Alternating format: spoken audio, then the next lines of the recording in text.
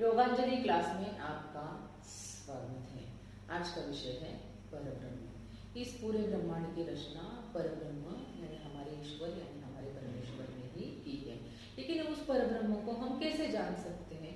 उसके लिए ये पूरे ब्रह्मांड में जो धरती बनाई है, उस धरती पर जो मनुष्य जन्म मिला है, वो मनुष्य जन्म मिलना बहुत ही अनिवार्य है। अगर हमें मनुष्य जन्म मिला है तो हम बहुत ही सौभाग्यशाली हैं, क्योंकि हम उस परब्रह्म को जरूर जान सकते हैं। अगर हमें उसी मनुष्य जन्म अगर हमें भारत भूमि पे मिला है तो हम बहुत ही ज़्यादा सौभाग्यशाली हैं, क्योंकि भारत भूमि ये संतों की भूमि है, आध्यात्मिक भूमि होने के कारण इधर परब्रह्म को जानने के लिए बहुत ही संतों ने, बहुत ही ग्रंथों ने हमें मार्गदर्शन किया हुआ है। तो हमारे भारत देश में अगर हमें जन्म मिला है तो हम बहुत ही सौभाग्यशाली हैं। और उसी भारत में अगर हमें ऐसे परिवार में जन्म मिला है जहाँ पे आध्यात्मिक वातावरण है तो हमारे लिए बहुत ही अच्छी बात है, क्योंकि आध्यात्मिक वातावरण होने के कारण हमारे ऊपर वैसे ही आध्यात्मिक संस्कार होने लगते हैं। हम बचपन से ही पहले ईश्वर को नमस्कार बोलने लगते हैं, जय बोलने लगते हैं, और यहाँ से हमारा प्रवास स्टार्ट होने लगता है। उसके बाद हमें भगवान की पूजा करने का मन करता है, फूल चढ़ाने का मन करता है, फल चढ़ाने का मन करता है। उसके बाद धीरे धीरे हमें नामस्मरण करने की इच्छा होती है, मंत्र पठन करने की इच्छा होती है। उसके बाद हम भजन कीर्तन प्रवचन सुनना बहुत ही हमें अच्छा लगने लगता है, भगवान की बातें हमें अच्छी लगने लगती है। उसके बाद धीरे धीरे हम ग्रंथ पठन करते हैं, स्पिरिचुअल किताबें पढ़ते हैं, हम पुराने जो किताबें हैं वो सब पढ़ते हैं, तो हमारा जो प्रवास है ईश्वर की तरफ वो बढ़ने लगता है। उसके बाद धीरे धीरे हम मेडिटेशन ध्यान धारणा में चले जाते हैं, और ध्यान धारणा में मानस पूजा करना, मेडिटेशन करना, ये हमारा निरंतर चालू रहता है। लेकिन हमारा मनुष्य जन्म है, भौतिक जन्म है, तो हमें सुख दुख आते रहते हैं। अच्छे कर्मों का अच्छा फल मिलता है और बुरे कर्मों का हमें बुरा फल मिलता है। तब जब हमें अच्छा कर्म मिलता है और सुख की सीमा पर, चरम सीमा पर हम होते हैं, तब हम ईश्वर को भूलते हैं क्या? अगर उस स्थिति में अगर ईश्वर को हम भूलते हैं तो हम परब्रह्म को बिल्कुल ही नहीं जान सकते। उसमें भी कभी कभी बहुत दुख के भी प्रसंग आते हैं, तो उस दुख के प्रसंग में भी हम ईश्वर को ही दोष देते हैं क्या? और उसी दुख में ही हम पड़े रहते हैं क्या? अगर उस दुख में ही हम पड़े रहेंगे और ईश्वर को दोष देते रहेंगे तो भी हम परब्रह्म को बिल्कुल ही नहीं जान सकते। तो परब्रह्म को जानने के लिए हमें सुख दुख से परे होना ही पड़ेगा। सुख आता है तो भी भगवान को हमें थैंक यू बोलना पड़ेगा, क्योंकि उन्होंने हमें अच्छी बुद्धि दी, इसलिए हमने अच्छे कर्म किए, और इसी वजह से सुख के दिन आ गए तो उनको हमें जरूर थैंक यू बोलना चाहिए। अगर दुख के दिन आते तो भी हमारे बुरे कर्मों की वजह से आते, इसके लिए हमें ईश्वर को बिल्कुल ही दोष नहीं देना चाहिए, और बुरे कर्म हमें भुगतने ही चाहिए। अगर वो जल्दी भुगतने हो जाए, वो कटने चाहिए, तो ईश्वर का नाम स्मरण ध्यान धारणा करेंगे तो वो जल्दी जल्दी कटते जाएंगे, क्योंकि ईश्वर में उतनी ताकत ही होती है कि हम जितना ईश्वर का नाम स्मरण करेंगे उतना जल्दी जल्दी हम कर्म को अदा कर सकते हैं। तो हमें बिल्कुल ही दुख में और सुख में ईश्वर को भूलना नहीं चाहिए, क्योंकि सुख तो आता जाएगा, दुख भी आता जाता ही रहेगा, और हमें ईश्वर को अगर नहीं भूलेंगे तो ही हम परब्रह्म तक जा सकेंगे।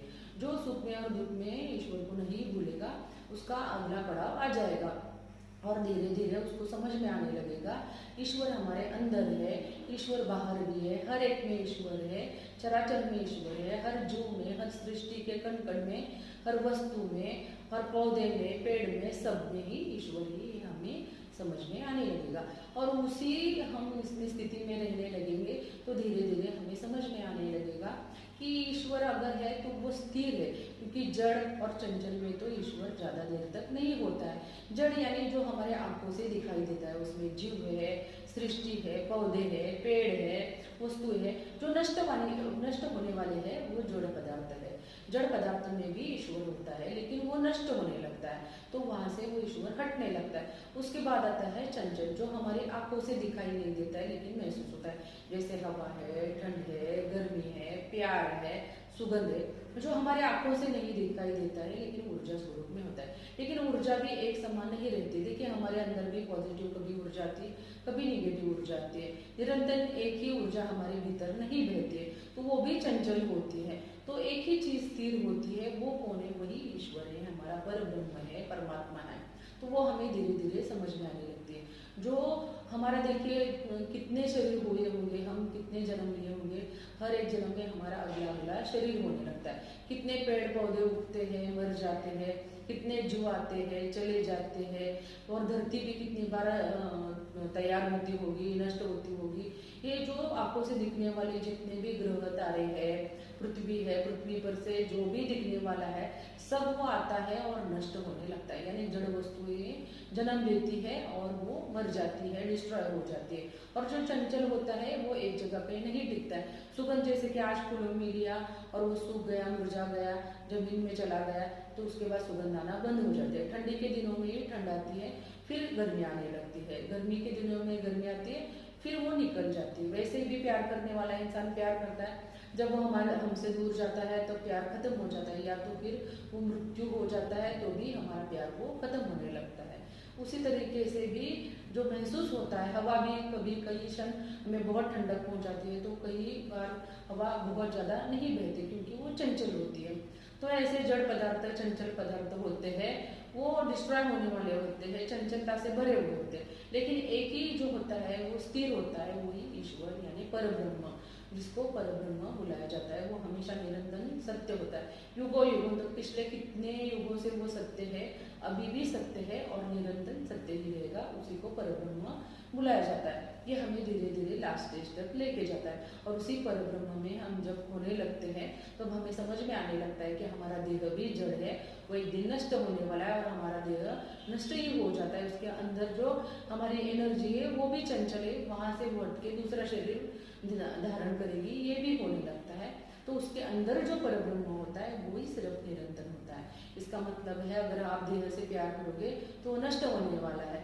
उसके बाद अगर आप सिर्फ आप ऊर्जा से प्यार करोगे, मन से प्यार करोगे तो भी नष्ट होने वाला है। लेकिन आपके अंदर जो परब्रह्म बैठा है वो निरंतर है, उसी को आपको प्यार करना चाहिए, क्योंकि वही ज्ञान का सागर है, वही परम सुख है, वही शांति का सागर है, और उसी में परमानंद हमें आने लगता है।